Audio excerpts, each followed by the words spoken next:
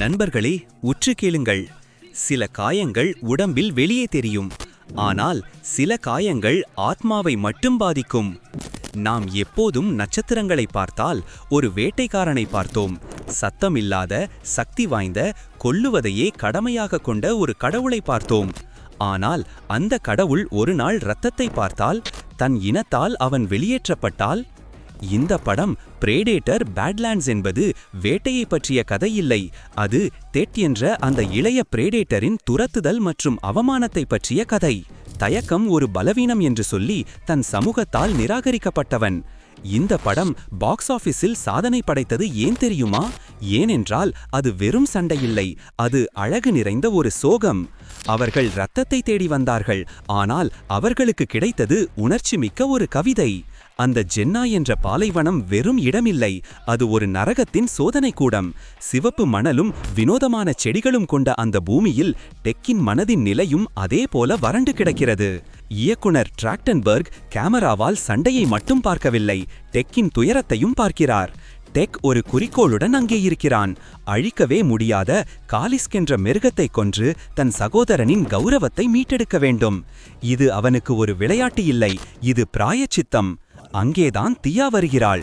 ஒரு மௌனமான கொலைகாரனுக்கும் தொடர்ந்து பேசும் ஒரு சிந்தட்டிக் ரோபோவுக்கும் இடையில் நடக்கும் உரையாடல்தான் இந்த படத்தின் மின்சாரம் போன்ற மையக்கரு. டெக் ஆரம்பத்தில் தியாவை வெறுக்கிறான், ஆனால் அந்த சகிப்புத்தன்மை மெதுவாக மாறுகிறது. பயங்கரமான காலிஸ்க் அவர்களை நெருங்கும்போது டெக்கின் ஆயுதம் இனி வேட்டையாட பயன்படுத்தப்படவில்லை, அது பாதுகாக்க பயன்படுத்தப்படுகிறது. பாசமும் உணர்ச்சியும் பலவீனம் என்று ஒதுக்கப்பட்ட டெக் இப்போது இந்த உடையக்கூடிய ரோபோவை காப்பாற்ற துணிகிறான். இந்த இடத்தில்தான் படத்தின் PG-13 தரம் நியாயப்படுத்தப்படுகிறது. உண்மையான உணர்ச்சிகள் அதிகமாக இருப்பதால் இரத்தத்தின் தேவை இல்லை. சண்டை சாமர்த்தியமாகவும் புத்திசாலித்தனமாகவும் இருக்கிறது.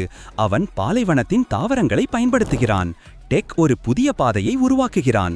இந்த சண்டை அவனுடைய இனத்தின் பழைய விஷம் நிறைந்த விதிமுறைகளுடன் அவன் நடத்தும் சண்டை. அவன் திரும்ப வருவது ஒரு மீட்கப்பட்ட போர்வீரனாக இல்லை, ஒரு புதிய விதத்தில் வரையறுக்கப்பட்ட போர்வீரனாக வருகிறான். $80 மில்லியன். இது வெறும் பணமில்லை. ரசிகர்கள் வெறும் படுகொலையை விரும்பவில்லை, அவர்கள் ஒரு ஆழமான கதையை விரும்புகிறார்கள் என்று நிரூபணமாகியுள்ளது. சிறந்த கௌரவம் என்பது வெளியே இருந்து வருவதில்லை, அது நம்மை நாமே ஏற்றுக்கொள்வதில் இருக்கிறது. இந்த பிரேடேட்டர் படம் இனிவரும் படங்களுக்கு ஒரு புதிய இலக்கணம்.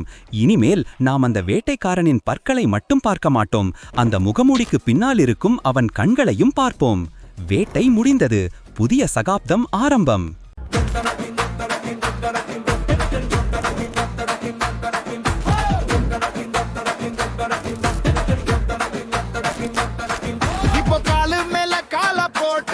வாஷிங் மெஷின்ல துணியா போட்டு பிக் பாஸ் நாடகம் பார்க்குது. இப்போ காலு மேல கால போட்டு வாஷிங் மெஷின்ல துணியா போட்டு பிக் பாஸ் நாடகம் பார்க்குது.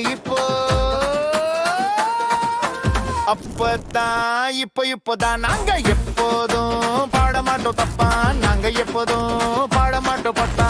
தப்ப தப்ப தப்ப தப்பு தப்பதான்.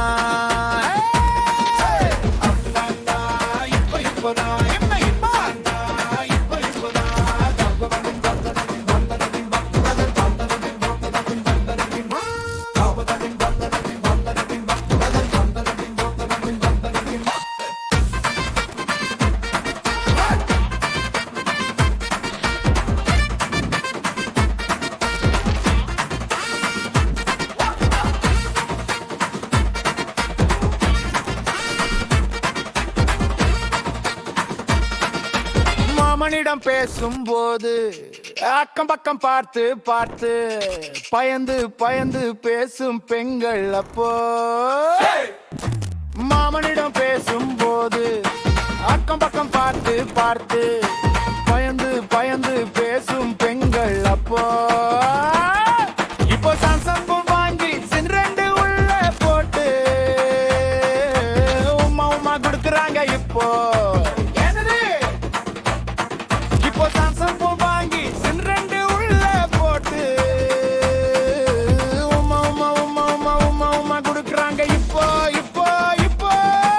அப்போதான் இப்பதான் நாங்க எப்போதும் பாட மாட்டோம் தப்பதான். நாங்க எப்போதும் பாட மாட்டோம் தப்பா.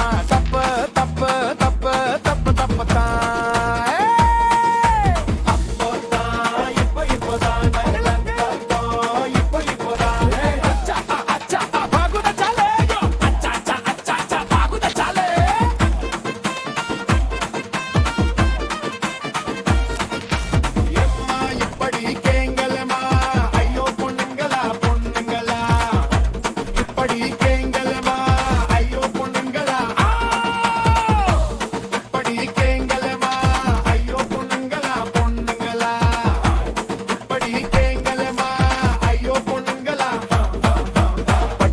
கட்டிக்கிட்டு நெட்டி பொட்டா வச்சுக்கிட்டு மகாலட்சுமி போல இருந்தாங்க அப்போ. பட்டு சேலை கட்டிக்கிட்டு நெட்டி பொட்டா வச்சுக்கிட்டு மகாலட்சுமி போல இருந்தாங்க அப்போ. இப்போ நல்ல பெண்டா கீச்சுக்கின்னு புருவத்தை தான் தூக்கிக்கின்னு பேய போல அலறாங்க இப்போ. இப்போ நல்ல பெண்டா கீச்சுக்கின்னு புருவத்தை தான் தூக்கிக்கின்னு பேய போல அலறாங்க இப்போ. அப்போதான் இப்போதான் நாங்க எப்போதும் பாட மாட்டோம் தப்புதான். நாங்க எப்போதும் பாட மாட்டோம் தப்பா தப்பா தப்பா தப்பா தப்பா தப்பதான்.